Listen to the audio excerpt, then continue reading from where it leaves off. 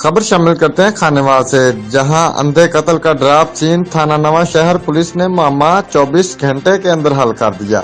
Report کر رہے ہیں بیورو چیف رانا ایڈی پرنس جی۔ ایک روز قبل سمیرا بی بی بعمر 21-22 سال کی نعش موضع شاہ دھنیال گھر سے ملی تھی۔ تھانہ نواں شہر میں مقتولہ کے بھائی سلیم عباس کی مدعیت میں نامعلوم ملزمان کے خلاف قتل کا مقدمہ درج تھا۔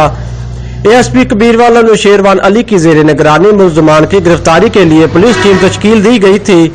پولیس کی تحقیقاتی ٹیم نے جدید طریقہ تفتیش اور جدید ٹیکنالوجی کی مدد سے 24 گھنٹے میں قاتل کو گرفتار کر لیا۔